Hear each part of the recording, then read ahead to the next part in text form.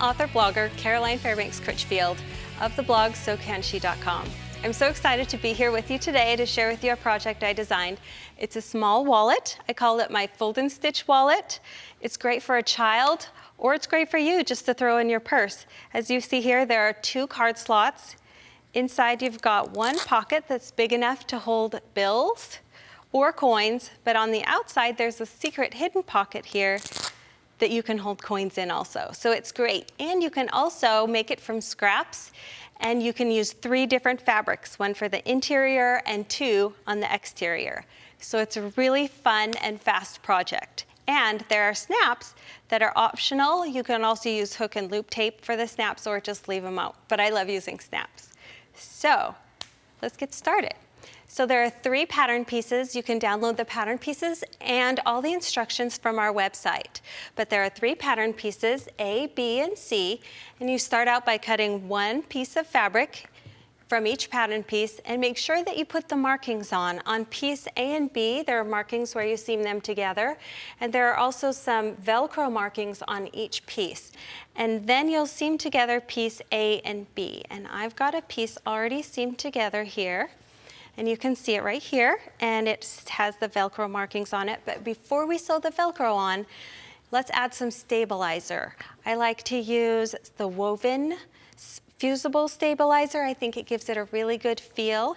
And so I'll add this stabilizer to my piece A and B that are fused together, and I'll also add the stabilizer to my piece C, which is the interior, the whole piece.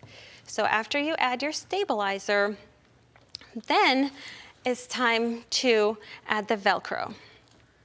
Now, you'll take 1 piece of Velcro, and this is really wide. It's actually too wide for this project. So it's really simple just to cut the Velcro right down the middle, and that gives us enough for both the interior and the exterior of the project. I've got the scratchy side of the hook and loop tape, and then I've got the soft side. And our exterior here will take 1 scratchy and 1 soft, and the interior will take our other piece of scratchy and soft hook and loop tape. And it really doesn't matter if you sew them on like this or like this, just as long as you have 1 scratchy and 1 soft on your exterior and your interior. So I'm going to take this to the machine and sew it on. You can pin this on if you want, but generally I just center it here between my little tick marks. And sew right on the edge of the tape. I'm using a regular stitch length of about 2.5, and I'm sewing about, 1/8 of an inch from the edge of my hook and loop tape. And the important part is just, if you go too far, you can back up a stitch or 2. The important part is just to make sure that it's secure. So you want to sew all around all 4 edges.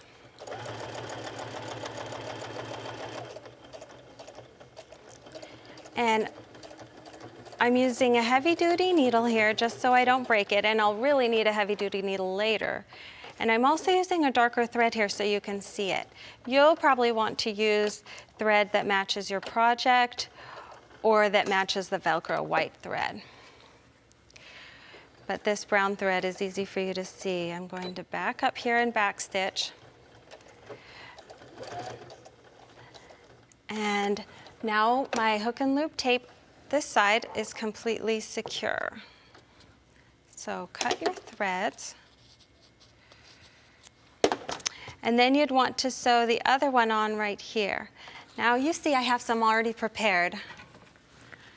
So this is my exterior piece. I've got the hook and loop tape on both my placement marks. And then here's my interior piece C. I've got the interfacing on it, and I've got the hook and loop tape on both placement parts.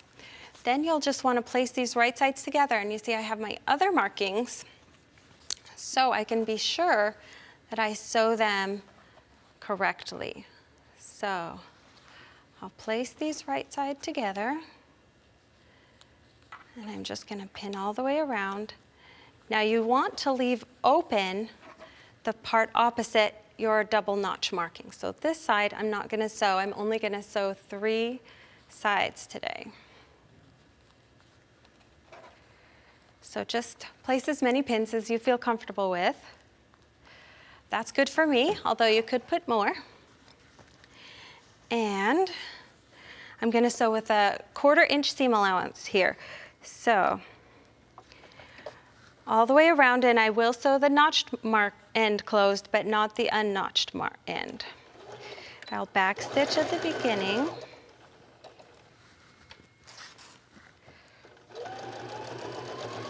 And here I'm just sewing all the way around this. Nice and straight, easy.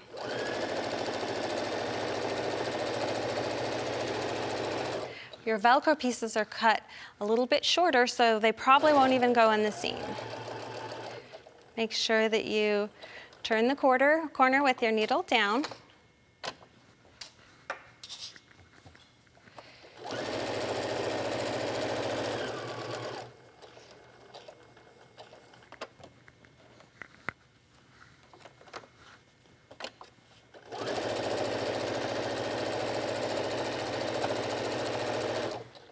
And don't stitch over any pins. So as I get to the end here, I'm just going to line it up and come down here and back stitch.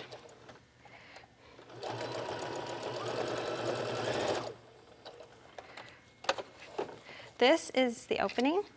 Now, next we will turn the project, or first, before we turn it right side out, clip the corners without clipping your stitching. This will help you make nice, sharp corners. And then you'll turn this piece right side out. So I have a piece over here that's already turned right side out and pressed. So here's the interior.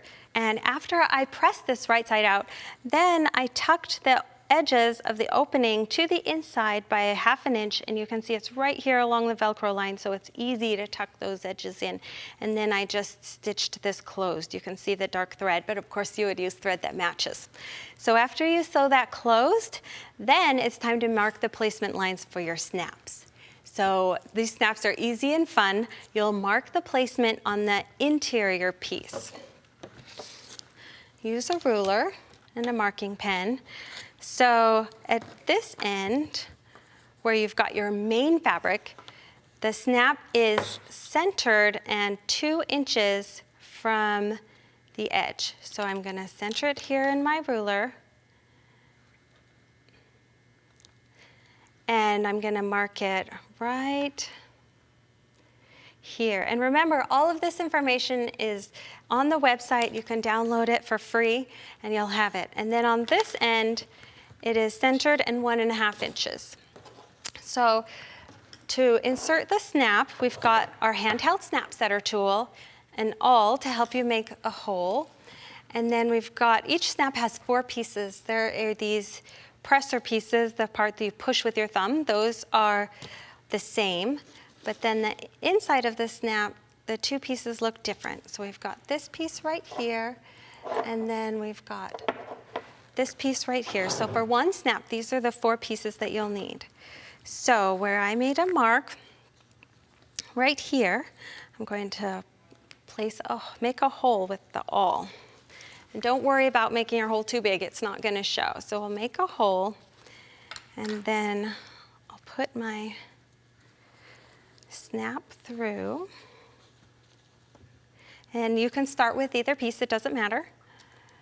Put the piece on, then you use your handheld tool, and the push part of the snap fits in that little well right there. So I just make sure that it fits there perfectly, and make sure that this part right here is centered, and then just squeeze hard.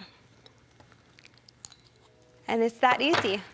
So there's one part of the snap, and I would do the same to put the other part 1.5 inches and centered right here. And I have another piece that's already done. So here's my piece with the snaps already on, and it's time to fold it and stitch it for the fold and stitch wallet. So I'm going to first make my little pockets, by folding the Velcro.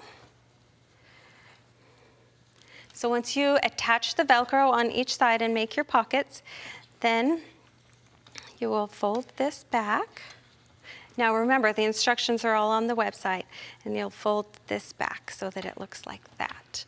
And just grab a pin and pin it here. And now at the sewing machine, we're just gonna stitch all the way around the outside of the wallet, and then it'll be done. So this sewing machine works great for going over all those bumps. Remember, you'll want to use matching thread.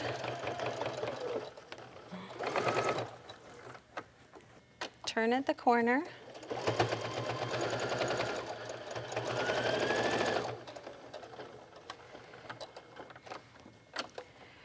And of course, you'll want to make sure that you get your wallet perfectly straight before you sew it.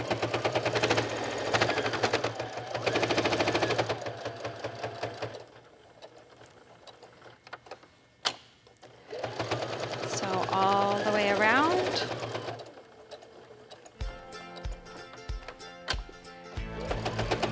And finish up.